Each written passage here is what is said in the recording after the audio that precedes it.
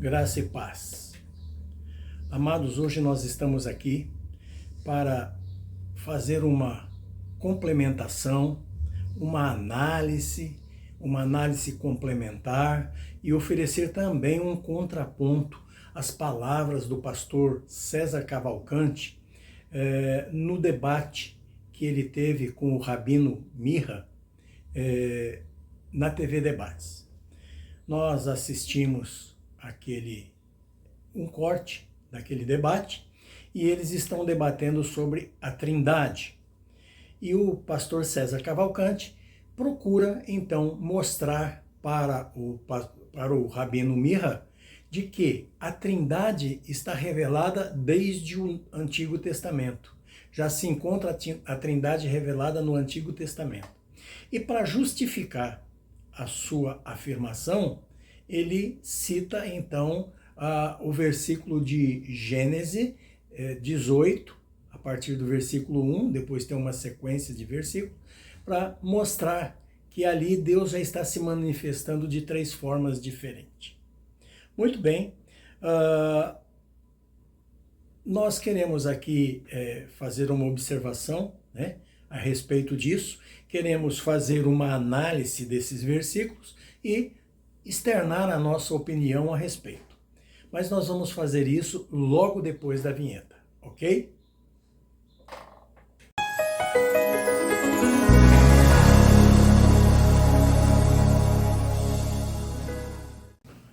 Muito bem. O pastor César Cavalcante, ele tenta convencer o Rabino Mirra citando Gênesis 18, 1, aonde diz o seguinte: Depois apareceu-lhe o Senhor nos carvalhais de Manre, estando ele assentado à porta da tenda no calor do dia. Muito bem, vamos entender esse versículo. Esse versículo, Abraão tinha cumprido as determinações de Deus, tinha feito a circuncisão, né? E agora estava sentado à porta da sua tenda, quando o Senhor lhe aparece. Quer dizer, lhe apareceu o Senhor, né? Nos carvalhais de Manre, estando ele assentado à porta da tenda no calor do dia. O versículo de número 2 diz o seguinte: E levantou os seus olhos e olhou, e eis 3 homens em pé junto a eles, e vendo-os, correu da porta da tenda ao seu encontro, e inclinou-se à terra. Então, nós observamos que no versículo 1, que é a argumentação do pastor César Cavalcante, está se referindo que apareceu para Abraão o Senhor. E esta palavra Senhor, que está traduzida na nossa Bíblia em português, no texto hebraico, ela aparece o tetragrama, que nós, entre aspas, lemos como Jeová. Não é essa a pronúncia, mas para que se faça uma referência, nós lemos como Jeová. Então, o pastor César vai dizer que estes 3 homens que aparecem citado no versículo 2, é Deus manifesto em 3 pessoas aparecendo a Abraão. É essa a argumentação do pastor César Cavalcante. Pastor César, eu quero dizer ao Senhor, com toda a pureza do meu coração, diante de Deus, eu admiro o Senhor, o seu conhecimento, eu admiro muitas vezes a sua forma de conduzir debates e até mesmo de debater. Eu sou um admirador seu, assisto muitos vídeos seus, mas neste caso eu tenho que discordar do senhor e vou tentar argumentar o contrário para ver se a gente consegue chegar num consenso. Até mesmo porque o seu objetivo aqui é provar a Trindade, coisa que eu, também como um pastor pentecostal, eu sou um pastor pentecostal, mas eu não aceito a Trindade. Não existe Trindade, existe um Deus único e absoluto. Tá? Então, essa história de Trindade é uma má interpretação que fizeram, pegando versículos onde se fala em 3 aspectos de manifestação divina e transformaram em 3 pessoas distintas. Não são 3 pessoas distintas, são 3 aspectos, né? É um Deus só que se manifesta como Pai, esse mesmo Deus se manifesta como um Filho, esse mesmo Deus se manifesta como Espírito Santo. Então, é um Deus Criador, Pai. É um Deus Salvador, Filho. é um Deus Consolador, Espírito Santo. São três aspectos da manifestação de um mesmo Deus. Não são três pessoas distintas. Bom, mas para entrar nisso nós teríamos que entrar lá no Novo Testamento várias vezes, onde muitas vezes as pessoas entendem que é Jesus falando, quando na realidade não é Jesus falando. Quem está falando nele é o Espírito Santo, do qual ele está cheio. Mas isso aí é para outra ocasião, não é para agora. Muito bem, então o Senhor disse que apareceu o Senhor para Abraão. Nesta palavra Senhor em hebraico está o tetragrama, que é realmente Jeová. Então, o nome de Deus, que não é Jeová, mas que a gente fala para poder ficar fácil didaticamente. Então apareceu Jeová, apareceu o Deus Todo-Poderoso. E no versículo 2, diz que Abraão levantou os olhos e viu 3 homens diante dele. Muito bem, agora veja bem, primeiro ponto. A Bíblia diz que ninguém jamais viu a Deus. Então Deus jamais iria aparecer a Abraão em forma física. Jesus diz que Deus é um espírito. Logo, se ele é um espírito, ele é um sopro, ele é um vento que envolve toda a sua criação, ele envolve todo o universo, ele está em todos os lugares. Logo, ele não tem uma forma humana. Ele é como se fosse uma substância, ele é um sopro que envolve tudo, né?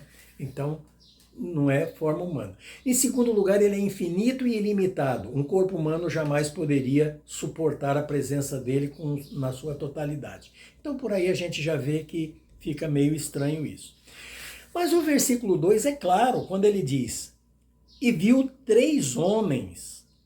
A palavra em hebraico que está aí para 3 homens é Sheloshá Anashim. É o que está escrito aí em hebraico. Sheloshá Anashim, que significa 3 homens. Se são 3 homens, não é Deus, né?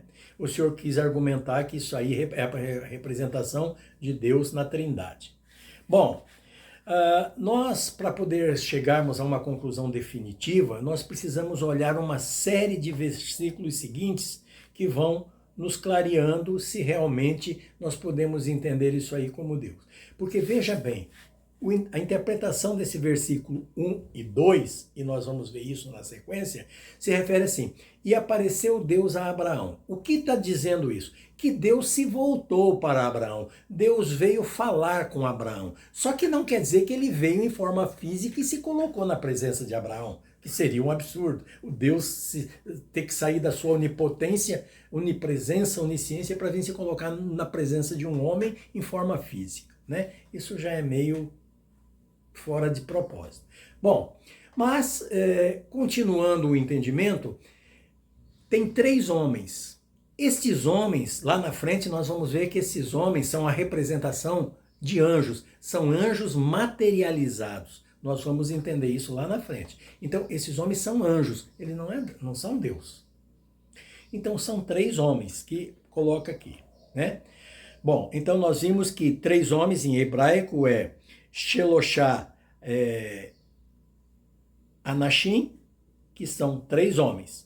No versículo de Gênesis 18:3, está escrito assim, e disse, meu Senhor, se agora tenho achado graça aos teus olhos, rogo-te que não passes do teu servo. Olha Abraão falando agora para um desses homens, ele não está falando para os 3, está falando para um desses homens, ele diz, meu Senhor, se agora tenho achado graça aos teus olhos, rogo-te que não passes de teu servo. No hebraico, esse meu Senhor não está como tetragrama, não é Jeová, que lá em cima o meu Senhor era Jeová, aqui não é Jeová, aqui é Adonai, é Senhor mesmo, Senhor numa posição de respeito, né? Então Abraão diz para ele, rogo que não passes de teu servo. Se tenho achado graças aos teus olhos, rogo-te que não passes do teu servo. Então, no hebraico nós temos aí Adonai. O mesmo Senhor traduzido em Gênesis 18:3 é o mesmo Senhor que está traduzido em Gênesis 18:1. Só que lá em hebraico é Jeová e aqui no versículo 3 esse Senhor é Adonai. Quer dizer, não são a mesma pessoa. Não são a mesma pessoa.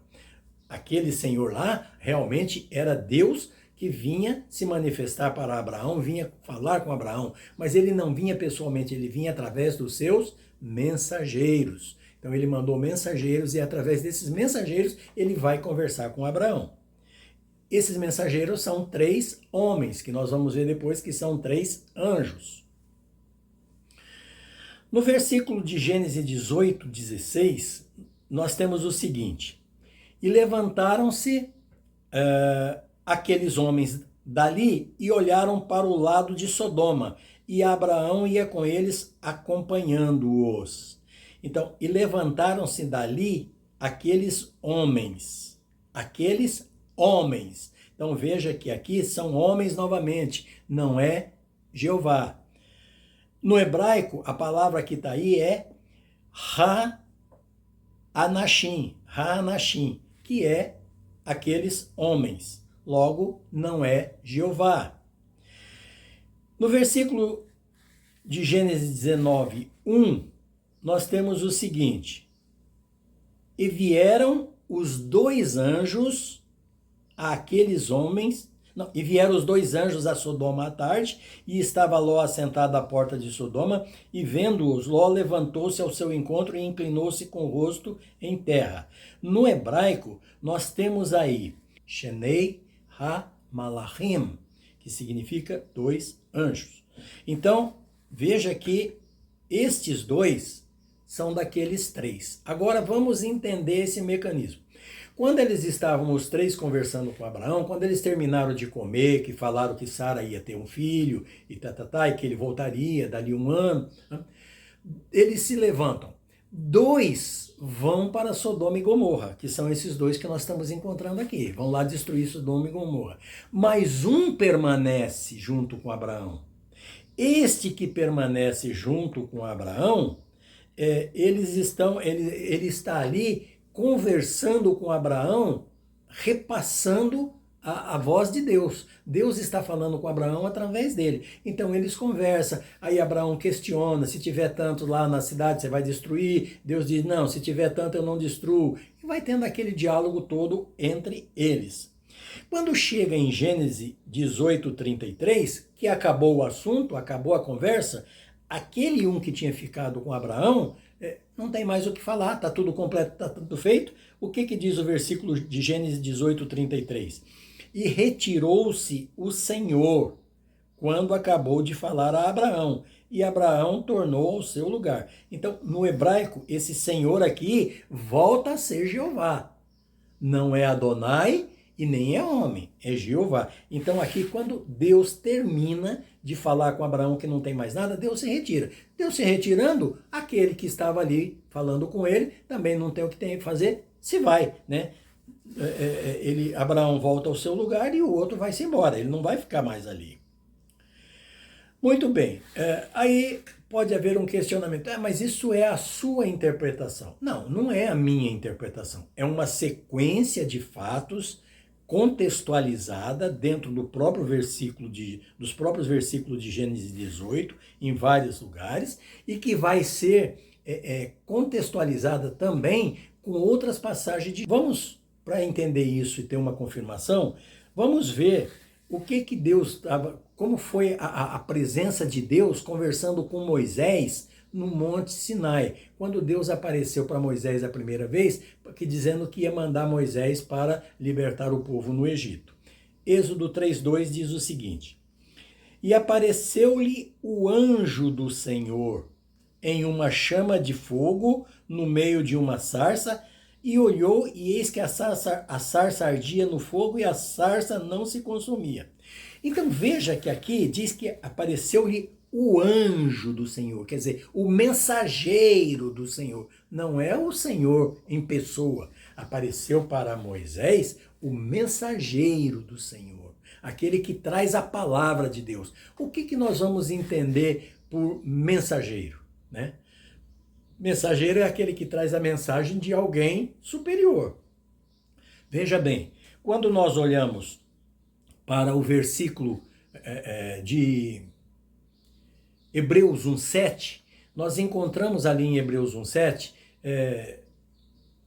o escritor dizendo que Deus faz dos seus anjos espíritos e dos seus ministros labaredas de fogo. E o que é um ministro? Um ministro é um auxiliar de uma autoridade suprema. Existe uma autoridade suprema e ele tem um auxiliar imediato que atende às ordens dele e que cumpre as determinações dele para fazer as coisas emergentes que ele determina, que representa ele no lugar. Então é isto que é um ministro. Um ministro representa essa autoridade suprema dentro daquela área de ação dele. E é o que está acontecendo aqui. O anjo do Senhor, quer dizer, o mensageiro do Senhor, apareceu numa labareda de fogo. Era uma labareda de fogo no meio da sarça, né? Ele apareceu no meio do fogo, queimando, mas não se consumia. Era uma labareda que não queimava a sarça. Então, como nós temos aí já a palavra em Hebreus 1,7 dizendo que Deus faz dos seus anjos espíritos e dos seus ministros labaredas de fogo, então um ministro é um anjo de uma classe superior, né, de uma casta superior na sua hierarquia angelical, que atende a Deus, ou seja, Deus fala através deles, Deus envia eles para representá-lo. É este o entendimento. E quando nós olhamos este versículo em hebraico, lá está escrito o quê? Malar, Jeová. Malar e o tetragrama, que nós estamos colocando como Jeová. Então, anjo de Jeová, né? Anjo do Senhor. Aqui diz, no nosso texto em português, diz anjo do Senhor, mas no hebraico diz anjo de Jeová. Então, é o mensageiro de Jeová, o ministro de Jeová que apareceu para Moisés. Não foi o próprio Deus. Ele fala aquilo que Deus manda. Deus determina para ele e ele repete para Moisés tudo o que Deus está mandando, né? E daí no versículo de Êxodo 3,4, nós encontramos a seguinte conotação. E vendo o Senhor que se virara para ver, bradou Deus a ele do meio da sarça e disse, Moisés, Moisés. E respondeu ele, eis-me aqui. Bom, nós temos aí então uma situação dupla que nós precisamos entender. Veja bem, e vendo o Senhor que se virava para ver, bradou Deus. Ora, se fosse a mesma pessoa, e vendo o Senhor que se virava para ver, bradou a ele do meio da sarça. Não precisaria rotular Deus ali. Deus é uma palavra genérica, que pode servir para o Deus onipotente e pode servir para deuses pagãos, né? Nem que sejam fictícios, mas representa esses deuses pagãos. A palavra Elohim também, ela pode servir para o Deus onipotente, como ela pode servir para deuses pagãos, como ela pode servir para pessoas muito poderosas que estão cheias da presença de Deus. Elas são chamadas muitas vezes na Bíblia também de Elohim. Então, é o que aconteceu aqui. Veja bem, e vendo o Senhor que se virava para ver, bradou Deus a ele do meio da sarça e disse, Moisés, Moisés, respondeu ele, eis-me aqui. No hebraico nós temos aí, e vendo o Senhor, quer dizer, e vendo o tetragrama, e vendo Jeová que se virava para ver, bradou Elohim. Olha aí, ó, já não é Jeová, é Elohim. Então são duas situações. Quando Deus viu que Moisés estava se virando para olhar, ele determinou ao seu mensageiro e esse mensageiro, esse Elohim, que estava em chama de fogo no meio da sarça, bradou, né? E disse, Moisés, Moisés, e respondeu ele, eis-me aqui. Então são duas situações, uma para Jeová, outra para o anjo do Senhor, que estava como labareda de fogo no meio da sarça. Então, por aí nós percebemos, meu querido amado pastor, a quem eu admiro tanto, que nós não temos aí três pessoas de trindade. O que nós temos muitas vezes é um entendimento que, em face de, lá no Novo Testamento, a gente encontrar Jesus dizendo que deve se batizar em nome do Pai, do Filho e do Espírito Santo, foi criada uma teoria da trindade, como se fosse três pessoas, né? Nós não temos três pessoas, nós temos apenas uma. Só um Deus onipotente e absoluto que se manifesta de três maneiras. Ele próprio diz, né? Ele diz que ele é único, que só ele, fora dele não há outro Deus, que ele faz o bem, ele faz o mal, ele sara, ele mata, ele cura. Então, e fora dele não há outro, e não há quem possa escapar da mão dele. Então, ele próprio já determina que ele é absoluto. Quando nós encontramos, por exemplo, Jesus, né? Conversando muitas vezes, as pessoas querem dizer que ele é Deus encarnado. Nós não podemos entender isso jamais, até mesmo porque nós temos a própria Bíblia dizendo, né, Paulo dizendo a Timóteo, numa epístola pastoral, que há um só Deus, um só, único Deus, e um só mediador entre Deus e os homens, que é Jesus Cristo, homem. Então veja que está definido que Jesus Cristo é homem, ele não é Deus, ele é um homem mediador, intermediário, porta-voz de Deus para falar com os homens e para falar dos homens para Deus. Então, ele é o intermediário. E como é que nós podemos ter a certeza disso, pastor César Cavalcante? O senhor quis citar a Trindade no Antigo Testamento para comprovar que a Trindade já vem desde lá. Eu vou usar o mesmo Antigo Testamento, só que agora, em vez de ser para provar a Trindade, para mostrar que Jesus Cristo é homem, ele não é Deus. Deus, usando Moisés para fazer uma profecia ao povo hebreu, depois que Moisés fala para o povo que Deus vai levantar um outro profeta, o próprio Deus fala com Moisés. Disseram bem no que disseram. Moisés, eu vou levantar um outro profeta semelhante a ti, do meio do povo, do meio dos teus irmãos. Então Deus está dizendo para Moisés que vai levantar um outro profeta igual a Moisés e que vai tirar ele do meio do povo, do meio dos irmãos de Moisés, ou seja, do meio do povo judeu. Deus vai tirar ele dali, do meio do povo judeu, e vai colocar as palavras dele na boca deste profeta. Então, Deus vai levantar um homem do meio do povo e vai colocar as palavras dele na boca deste homem, que vai ser um porta-voz dele. Ele vai colocar a palavra plena dele na boca deste homem. E ele diz, de modo que todo aquele que ouvir as palavras que este profeta falar em meu nome e não obedecer, eu requererei contas dele. Então veja que Deus já está dizendo que este profeta vai vir com tanta autoridade que se as pessoas ouvirem e não colocarem em prática o que ele fala, Deus vai requerer conta delas. Então é um homem cheio da palavra de Deus. É um homem ungido pela palavra de Deus, pelo Espírito Santo de Deus. E aí vem aquele problema.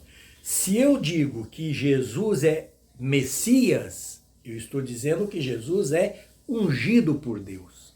Se eu digo que Jesus é o Cristo, eu estou dizendo que Jesus é o ungido por Deus. Porque Messias, Mashiach, em hebraico, é ungido.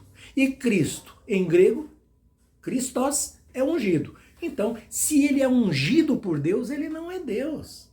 Ele é um homem, é o profeta que Deus falou e que colocou as palavras dele na boca desse profeta, de modo que todos têm que obedecer. Aquele que ouvir as palavras dele tem que obedecer. Se não obedecer, Deus vai requerer conta dele.